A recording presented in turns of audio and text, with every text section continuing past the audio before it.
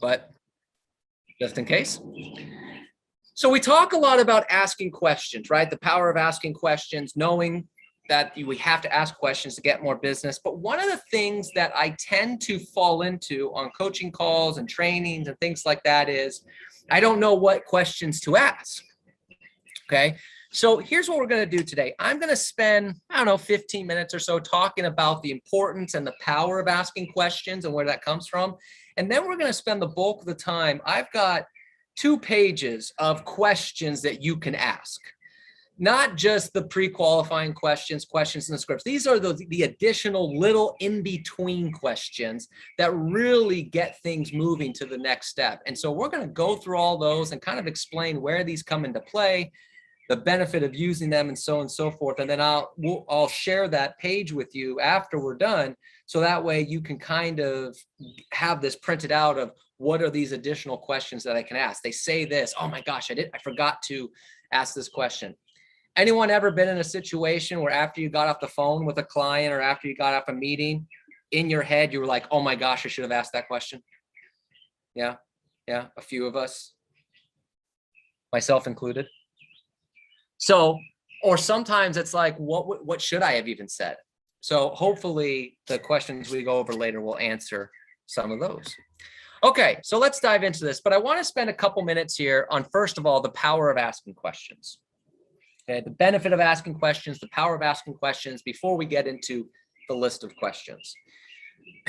So I wrote down here, the power of questions is determined by your tonality, energy, enthusiasm, speed, and clarity. I'll repeat that. The power of questions is determined by your tonality, energy, enthusiasm, speed, and clarity.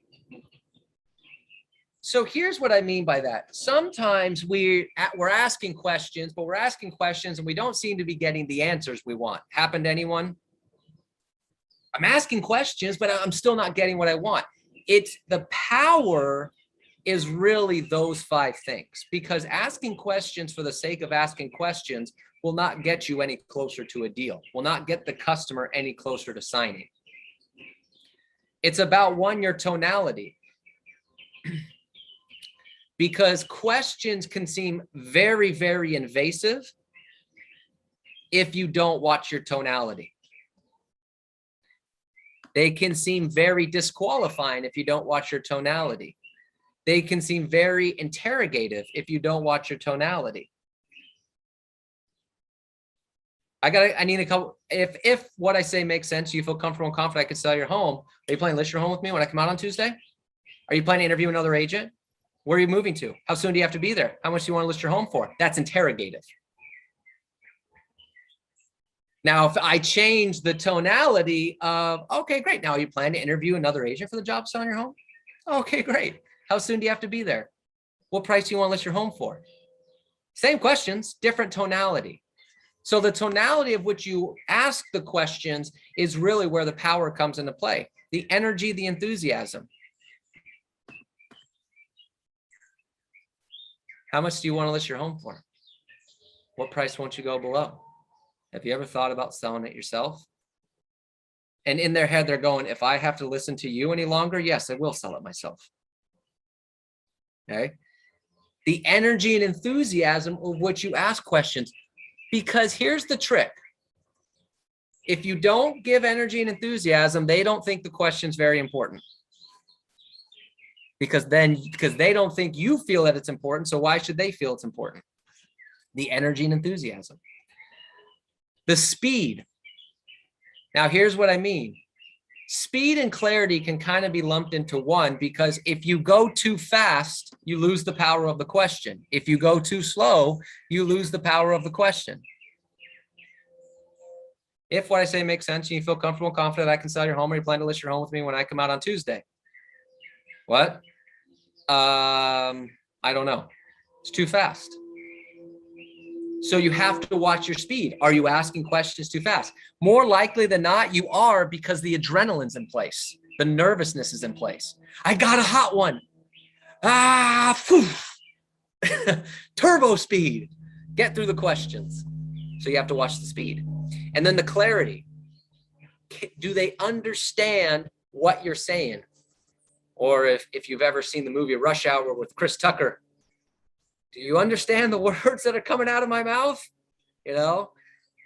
So do they understand what you're saying? So the power of the questions is those 5 things: your tonality, your energy, your enthusiasm, speed, and clarity. So if you're not getting the answers that you want, it's probably tied to one of those 5 things. So it's very important that you're listening to the questions you're asking and make sure you're monitoring those particular things. Okay. I wrote down here, we have to understand that in our business, if you want to take things to the next level, you have to have the skill of asking tough questions. Tough questions bring you through tough times and bring you better results. See, sometimes we don't ask the tough questions like, well, what would happen if your home doesn't sell? How important is that price to you? We don't ask those types of questions because we fear that they might get annoyed that we're asking too deep of questions, that we're asking too tough of questions. But I wrote down here, we have to get comfortable having uncomfortable conversations. If their home is overpriced, you're calling it expired. If the home is overpriced, you need to be able to ask questions about the price and how off they are. So you have to be uncomfortable asking tough questions. Now, I wrote down here in terms of the value of asking questions. I wrote down a list of thoughts here. Where's the value of asking questions? Number one, it allows the customer to express themselves to you. It allows the customer to express themselves to you. You're asking questions, so they determine the answer. They tell you what they want to tell you, what's on their mind. It allows the customer to experience your service immediately. And what I mean by that is they see that you are interested in them. See, one of the greatest points of customer service in any business is, was the person interested in me and my situation? So by asking questions, you make it about them, automatically giving them, showing them good customer service immediately. I wrote down here, it creates dialogue between you and them.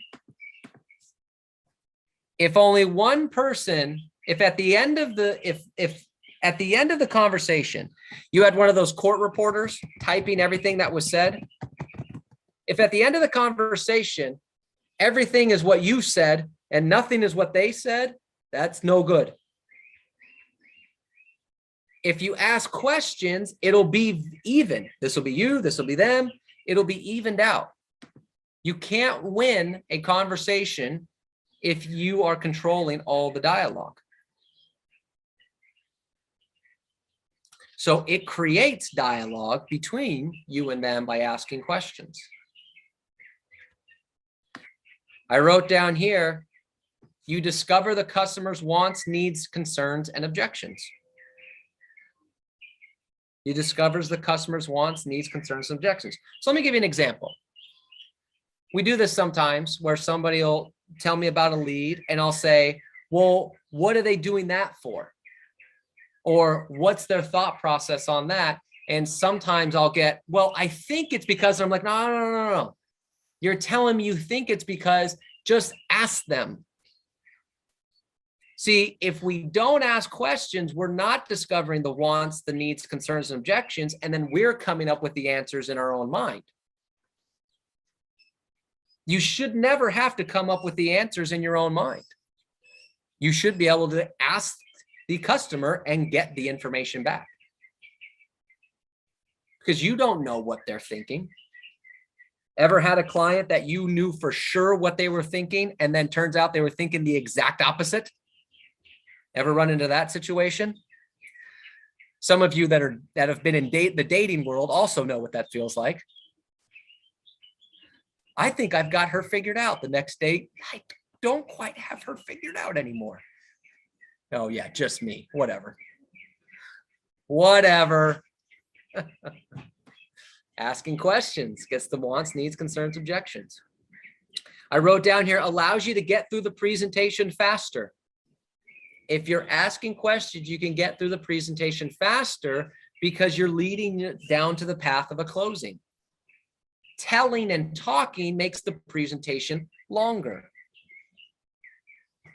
And the longer the presentation goes, not only is it the less chance you'll get a contract signed, but the longer the presentation goes, the more time you're losing doing other profit activities. Understand what I just said, because some people don't make that connection. The longer the presentation goes, not only will you have a less chance of getting that contract signed, but you'll also lose time doing other profit activities. Because if you got through a presentation in an hour, let's say it took you for an hour to do the presentation, get all the contracts signed, so on and so forth, or it took you 2.5 hours. That 1.5 hours, imagine how much practice you could have done, how much previewing you could have done, how much prospecting you could have done, how many door knocking around the neighborhood you could have done to tell them that you just took the listing for their neighbor's home. Losing out on those extra activities. I wrote down here on the power of asking questions. They won't tell you everything up front, but if you ask questions and get them to tell you the next layers, you will get a contract signed. So let me repeat that. They won't tell you everything up front, but if you ask questions and get them to tell you, they won't tell you everything up front, but if you ask questions and get them to tell you the next layers, you will get a contract signed. Some clients aren't very talkative up front, are they? They don't give you all the details. They don't give you all the gossip. They don't give you everything that's going on. If you keep asking good questions and get into those next layers, what they're really thinking about, that's where the contracts are. Because sometimes they don't tell you everything up front. Okay.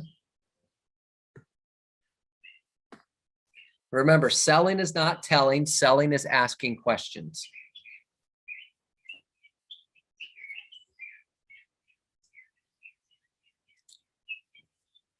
And then the last point I wrote down here, and then we'll get into the list of questions, is we have to shift with the hang up of asking questions. Think about this. This is one of those moments we have to shift our mindset as real estate agents. And here's what I mean. And some of you do a good job of this, and some of you need to work on this. And really, the industry as a whole, it's their fault. And it's the National Association of Realtors' fault for what I'm about to say next. And doesn't make a difference. It is what it is, but it's their fault.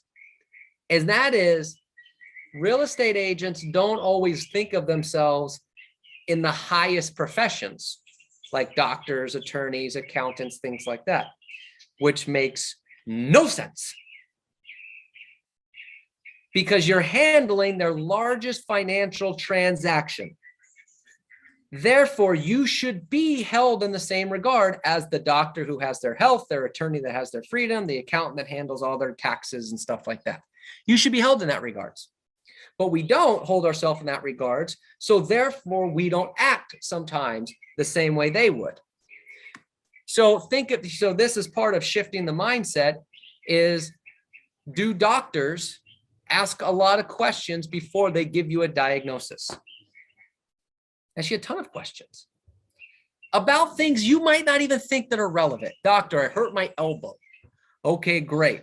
How's your legs feel? Fine. I hurt my elbow. Okay, great. Have you done this? Have you done that? And you're just thinking, I just hurt my elbow. But they have a list of questions they have to go through to figure out what the diagnosis is. They don't just say, okay, we'll take 2 of these and come back in a week.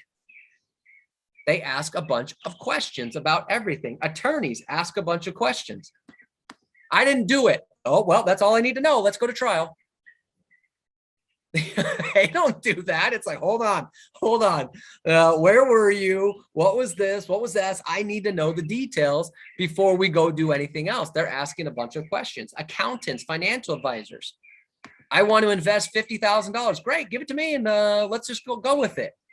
If you ever run into an accountant or financial advisor that does that, don't give them any money. Okay.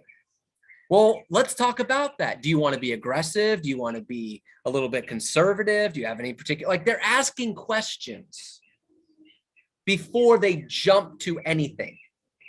We need to be in the same regards. We need to hold ourselves to that type of standard. Asking questions to make sure we fully understand the client before we jump into anything, before we prescribe any medication, for lack of a better word, before we give them a plan of action on their defense, before we tell them how we're going to invest their money. It's all about asking questions. I wrote down here, this is Mike Ferry 101. If you want to be the number one agent in your marketplace, ask a lot of questions. If you want to be the number one agent in your marketplace, ask a lot of questions.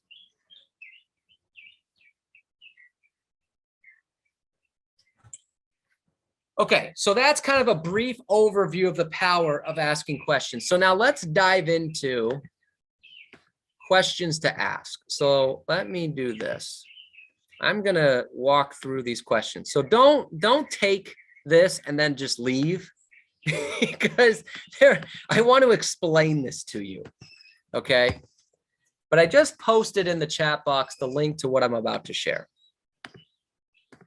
okay? So you'll notice here, these are just additional questions. These are not these script questions or anything along those lines. These are additional questions for you to ask when you're on a phone with a prospect, when you're at a door, anything along those lines. So let me walk through these additional questions and the power of these questions that you can ask here, okay? So let's start here. Questions that work with just about anything, meaning that doesn't really matter what the scenario is, what type of client you're working with. These are questions that can be asked in pretty much every situation. Why is that important to you? Tell me more about that. Now, tell me more about that's not a question per se, but it's a great statement to ask. On a scale of 1 to 10, how important is that to you? Is there anything we haven't talked about that is important to you? This is me trying to figure out things like motivation. What's going on inside their head? Okay. Well, you know what, Robert? We're either going to stay here in Irvine or we might move to Eugene, Oregon. Okay, tell me more about that. I want to know more about this information. Well, we really, tell you what, Robert, we want to sell this property and, because we're trying to get into a bigger house. Okay, great. Well, why is that important to you? I've got to dig deeper. The contracts are in digging deeper. Okay. The contracts are in digging deeper. Why is that important to you? Tell me more about that. On a scale of 1 to 10, how important is that to you? This is a great motivation question. This one right here is great when you have a lead that you can't seem to move forward.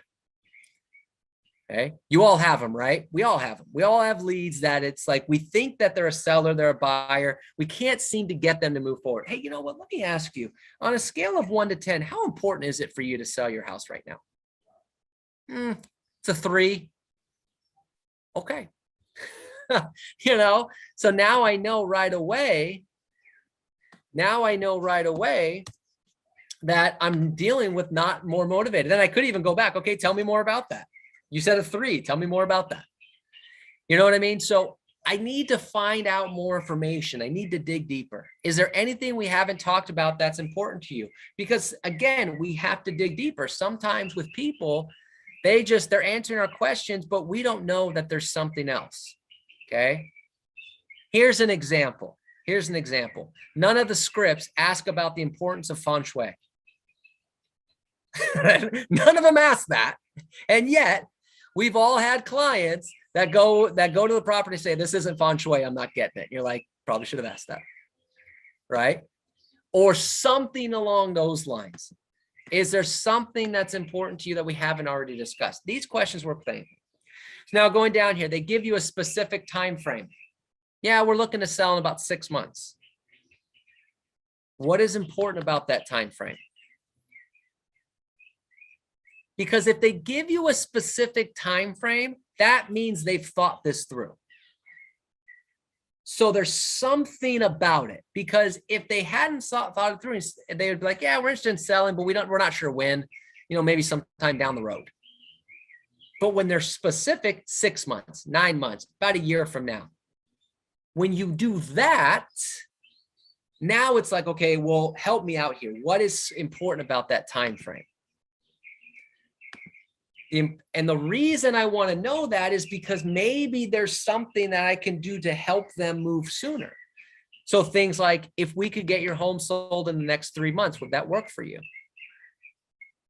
Do you have the option to work remotely? Because let's say somebody says, yeah, we want to sell our house. We're actually moving out to Arizona to be with family. Okay, so we're thinking about in the next 6 months. Okay, well, why in the next 6 months? Well, we're still working right now, and we got to find jobs out there and stuff like that. Okay, well, do you have the option to work remotely? It's 2021. A lot of people doing that. Well, yeah, we do. Okay, then why do you need to stay here? What difference does it make where you live if you have the option to work remotely? Some people can do that nowadays. A lot of people can do that nowadays. So you might be able to get people to move sooner. So I need to know what's important about that time frame. I wrote down here, they say they're not available at the time you suggest for an appointment. This right here, I hope if you don't get anything else, this is a biggie. Okay. The scripts always say, how about Monday at 4, Tuesday at 5, whatever the case may be. When you set an appointment, if you say, all right, how about Monday at 4? They say, oh, you know what? That doesn't work for me. Our initial reaction is to say, oh, okay, great. We'll tell you what, I'll give you a call on Tuesday and we'll check on your schedule. If you say Monday at 4 and they say that doesn't work for me, the question is it the Monday part that doesn't work or the 4 p.m. part that doesn't work? Well, I don't get off work till 5, so 4 p.m. doesn't work. Okay, then how about Monday at 6? See, I'm boxing them in, so I'm not just constantly doing follow-up. Well, it's the Monday thing. We're out of town. I don't get back until Monday afternoon. Okay, great. Well, then how about Tuesday at 4? We have to get away from the follow-up, and get more appointments. And to get more appointments, we have to box in on the times and dates. Okay, this is a biggie. That's a big one. All right, I wrote down here next. They're cashing out on a property. What are you going to do with the money? We have a lot of times where we'll have clients that are cashing out. Oh, they're going to cash out. What are they going to do with the money? Well, I'm not sure. How do you not ask that question? I've got to find out their motivation. Because here's the deal. If they don't know what they're going to do with the money, they're not going to sell it. They just won't do it. Well, they said they want to cash out because the market's so good. That's not going to be enough. Just won't be. What are they going to do with the money? Especially if it's an investment property, because what do investment properties have to pay? Help me. What do investment properties have to pay? Taxes. Taxes, capital gains. So if they just say, oh, it's the market's hot, that's not going to be enough for them to overcome the capital gains tax. What are you going to do with the money? And then another question I have here is, how soon do you need the money? Well, what are you going to do with the money? Well, you know what? I have another business and I really want to invest in that. Okay, how soon do you need the money? I really don't need it right now. I'm pretty good. I don't know, next couple of years. Determining motivation. Don't just assume that they're cashing out because the market's great. They have to have a plan of what they're going to do with the money. I wrote down here, they're not the only decision maker, right? So let's say we talk about decision makers. Asking this question, are there any other decision makers? We should be asking that on everybody. Anyone other than me ever find out about a secret decision maker at the closing table? That happened to anybody? I'm sorry. You have to get whose approval? My Nana's. What? Are there any other decision makers? Here's a note. The reason you ask that question is because not all decision makers are on title. Sometimes they need that. Sometimes the kids want to get the parents' approval when they're buying or selling. Sometimes the spouses aren't on title. Sometimes somebody gave them a loan to purchase the property, so they want to have some input before they sell it. Sometimes people just want to get someone else's views on things. They're financial advisors, they're planners. Are there any other decision makers? We need to know who's going on. I wrote down here, are the other decision makers okay with the move? Because that's a biggie too. As you go on a presentation and then you find out there's a couple decision makers, it's in a trust, there's kids and all this other different stuff, and not all of them are okay with it. Could be a problem. Have you told the kids that you're moving? How do they feel about that? If you have a seller and they have children, you need to know more about their ages and their activities. Now, here's why. Let's say that they have a 17-year-old and a 15-year-old. So let's say 17-year-old son and a 15-year-old daughter. And the 17-year-old son is the quarterback of the football team, and the 15-year-old daughter is on the dance and cheerleading squad, for example. How excited are they going to be about moving to a different school? They're not going to be excited. Can they make those parents' life a living hell on the idea of moving out of that situation? Of course they can. And the funny part is the parents think oh, don't worry, the kids will be fine with it. Yeah, the 17-year-old captain and quarterback of the football team is going to be just fine. Come on. You need to know more about the kids. Have you told the kids that you're moving? How do they feel about it? They'll be fine. You know what? Have that discussion with them anyways. And then let me know. Okay. They need to know more about the decision makers. So let's go into deeper when they have a specific price. You run into a situation, you have a seller and they say, yeah, we're thinking about selling for X price, whatever the price is. Now, remember, this goes back up to specific time frame. If they give you a specific price, they've thought about it. If otherwise they'll say, I don't know. I mean, it seems like homes are selling for a lot, maybe above 800. I have no idea, something like that. They'll give you a vague answer. Well, you know what? I'm looking for somewhere around 750. Okay, you got that somewhere. If they have a specific price, they got it somewhere. I need to know more about that. So I can ask questions like, how did you come up with that price? Because again, I'm trying to figure out, did they get it from Zillow? Okay, great. Did they get it from another agent? Okay, I want to know more about that. Okay, how did they come up with this price? Why is that price important to you? Could be another great question. They came up with this price. What's important about that price? Now, the third one here, these are some things if the price is unrealistic. If you didn't get the price you wanted, but were still able to get the replacement property you wanted, would you move forward? This is a great question to get people off the price. Have you ever had a client that is stuck on the price of a property? Yeah, of course we have. I have to get them off that. If you didn't get the price you wanted, but you were still able to get the replacement property you wanted, would you move forward? Because I have to get them off that price and think about the future. Forget about the past. What about the future? Okay. Another way you could ask that same question is, what is more important, getting that price or getting your family to a bigger home, or whatever their motivation is? Well, getting my family to the bigger home. Okay, great. Then let's get off that price and let's go get you the bigger home. We have to get them off the price, but instead of just telling them, oh, it's overpriced, look at the comps. you're getting into an argument with people.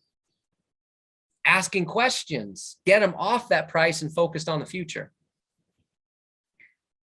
This next question here, I always love it when somebody says, for example, that, you know, I'm not listing it, Robert, for a penny below 900. Now, and you know that the price, it's like, it's 850 at best.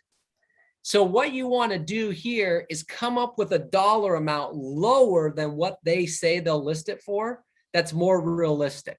So let's say, for example, that they want 900,000. You know, it's an 850 price. Okay. You could say, okay, great. If I had an offer at 850, guaranteed to close in 30 days, would you consider it? Now, I don't know if I have that offer, but what I'm just trying to see if I can get them off their overprice. Because if they say, well, I consider it, okay, well, now I know that we're in the game. I have a shot. But if they say, no way, I'm telling you, not below 900,000, then I might just walk away from that listing. So it just gives them a hypothetical scenario. What if this happened? Would you consider? Yeah, I would consider it. Okay, cool. So now at least I know they're willing to come down a little bit. I just now have to figure out how much. Where's the negotiating power? So when they give you a specific price, there's some great additional questions you can ask. Okay, they give you a referral. Yeah, you know, I have a friend of mine looking to sell. A great question you can always ask, do you mind if I let them know that I got their name and number from you? One, if they say yes, it gives the referral more an easier, warm call. Two, if they don't want me to do it, I don't want to be the one that says, oh, I got your number from John. And then John's pissed. So I always want to clarify. Then here's the biggie. Who else do you know? Oftentimes we get a referral, we run with it. Thanks for the referral for John. Oh, I appreciate it. I'll have a great day. Meanwhile, they've got 3 or 4 referrals in their pocket. All what we need to say is, let's just say who else? Who else do you know? Who else do you know? Who else do you know? Keep saying who else do you know until they give you their cell phone. Right? All right. They say they heard blank was going to happen in the market. Oh, I heard that the prices are going down. I heard that the prices are going up. I heard that there's foreclosures. I heard that there's this. I heard. Where'd you hear that? I want to know more. Where are you getting this information? Why do I want to know that? Because I can't handle the objection if I don't know where they got the information. Well, where'd you get the information? Oh, I got it from the New York Times. Okay, so a national article. Yeah. Okay. So, and then I can handle that about national versus local. Well, where'd you hear about that? Oh, my friend, you know, he invests in stuff down, you know, he lives in Palm Springs, but he's an investor. He said he heard some things. Okay, I can handle that. Okay, things along those lines. But I need to know where they got it from. All right, here's a couple good questions. If I want them to open up, I need to know, like they're blocked. Okay, I got a lead that's blocking me. How do I get them to open up? These are 2 great questions. I'm sure you've heard, seen, or read something about the real estate market. What questions do you have that I can answer? Me personally, I think every one of you should call your database and ask them that question. To get people to open up about what they're hearing, what they're reading, what they're seeing. Because the more I can get them to open up, the more deals I can find. Well, I actually read that this. Okay, well, maybe there's a deal in there if I ask some additional questions.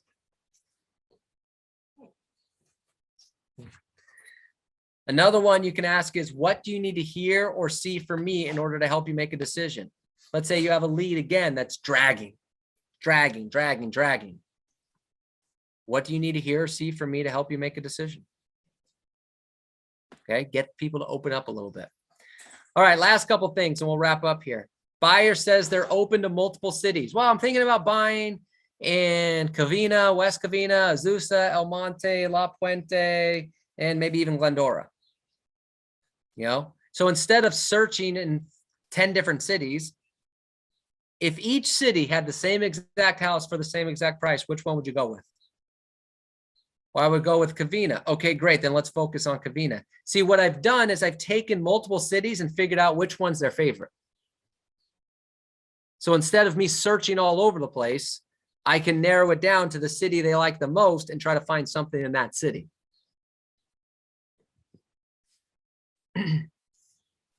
They say that they're selling and buying a replacement property. A couple of good questions here. Do you have to sell this property in order to purchase the new property? I want to know what my flexibility is, because ideally that would be the best thing. Great, then let's go help you find a replacement property and then we'll sell this one. Or do you have anywhere you can stay temporarily in between selling this property and buying the new property? I'm asking this because right now, even though things are a little bit softer, is it still hard to buy a property if you're contingent? In most areas it is. So I want to know what my options are. Could they stay somewhere temporarily so we could sell this property and then write up non-contingent offers on buying it, non-contingent upon selling a new property? Still have your other contingencies. But I don't know that unless I'm asking questions. All right, and then the last one here, prospecting questions for business, asking for business. Hey, Robert, can you repeat that part again? I'm sorry. It kind of broke up for just a minute. Yeah. So I want to ask this last question here. Do you know anywhere you can stay temporarily in between selling this property and buying the new property? Because I want to know what all my options are. Because if they need to buy a replacement property right now in most markets, even though it's slowing down, writing up a contingent offer on a property is probably not going to get your offer accepted. So we either need to either write up a non-contingent on selling it, or what are my other options? Can you buy this without selling this property? Can you stay temporarily? Yeah, we can sell this property and I can put my stuff in storage and stay with some family for a couple months if I need to. Okay, great. It just gives me more options, more flexibility when looking at the replacement property. All right, and then last thing here, prospecting questions for business. So I wrote this down here. When you're prospecting, you should have the mindset that the client should hang up before you do.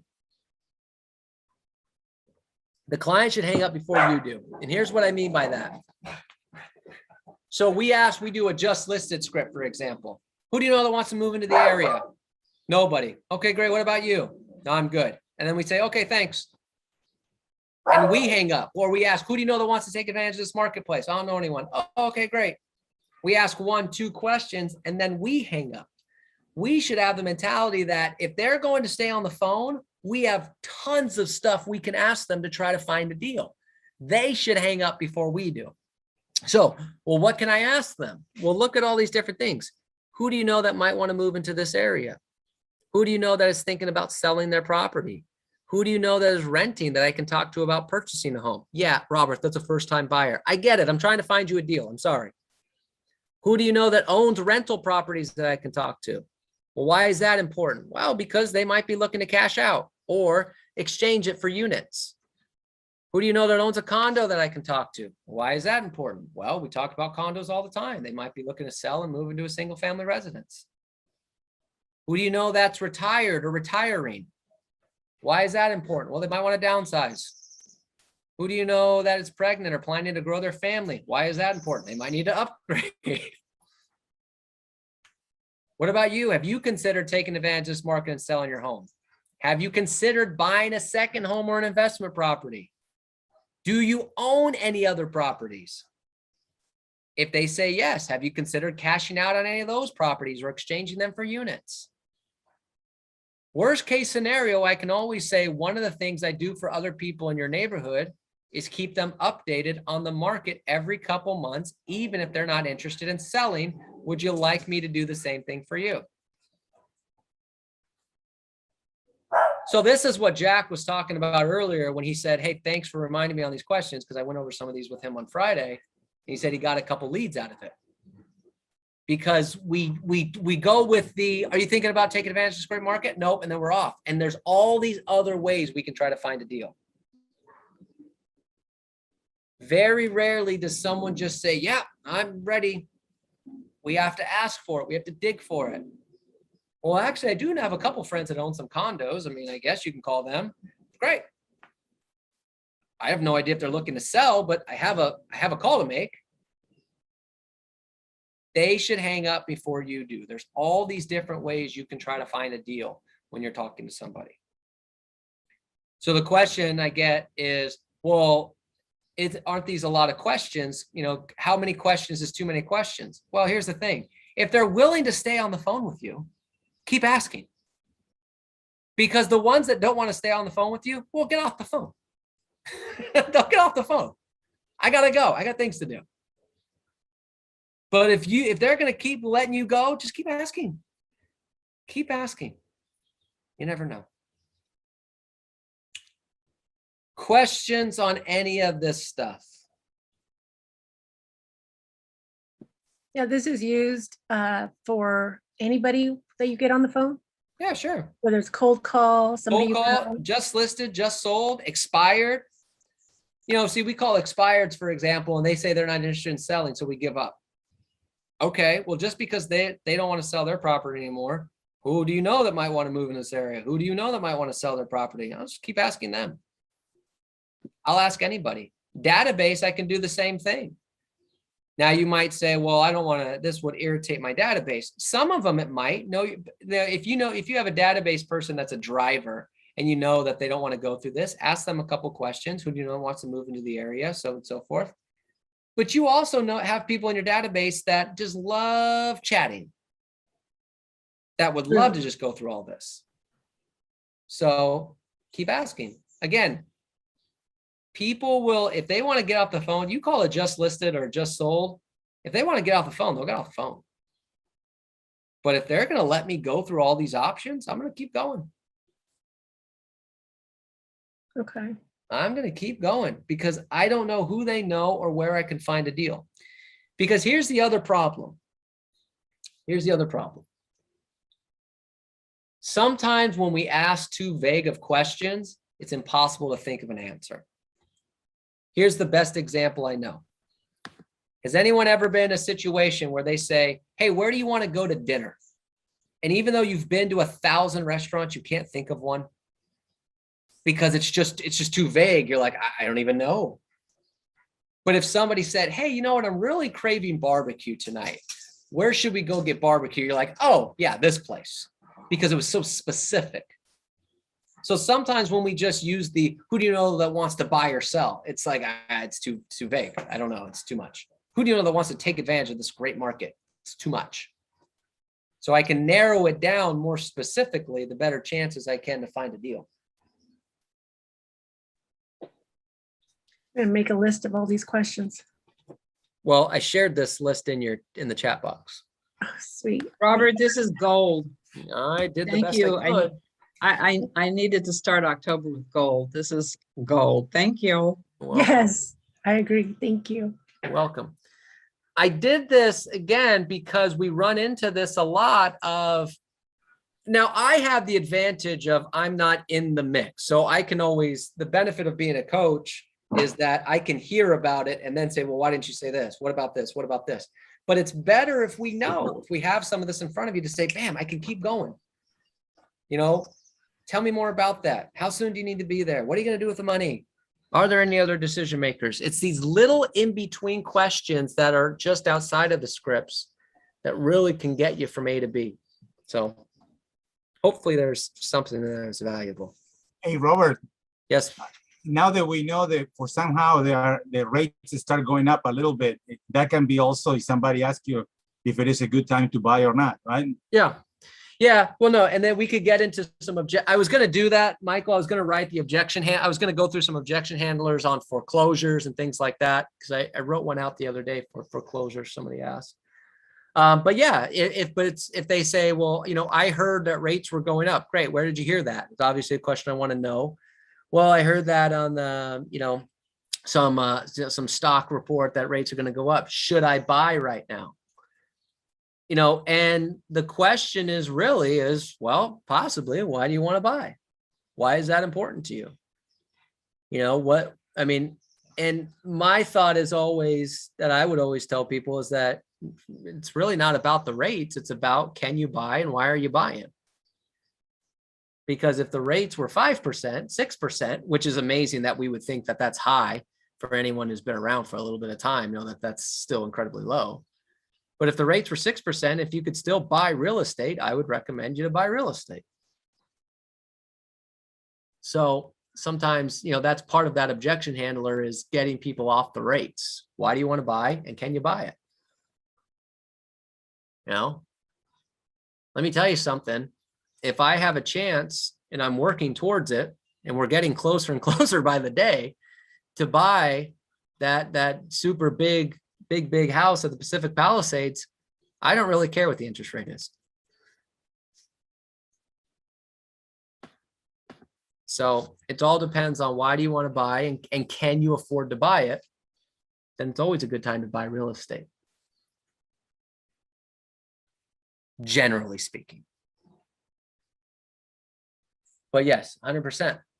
And we'll go through more of those questions of those objection handlers. We did this morning of I want to wait to the beginning of the year. So to Michael's point, we're going to start going through more of the, rates are going up. How do we handle that? The objection, like I said, of, I heard there's foreclosures coming. How do we handle that? So on and so forth. So we'll start working on some of those. All right. Very good. Very good. Other questions? Anything else? Got it? All right. Very good. Hey, Robert, tomorrow is Cindy going to give the class for the ethics. Yes. Tomorrow at 12:15. She's going straight from the ethics book. So yeah, it should be pretty good. That'll be tomorrow at 12:15.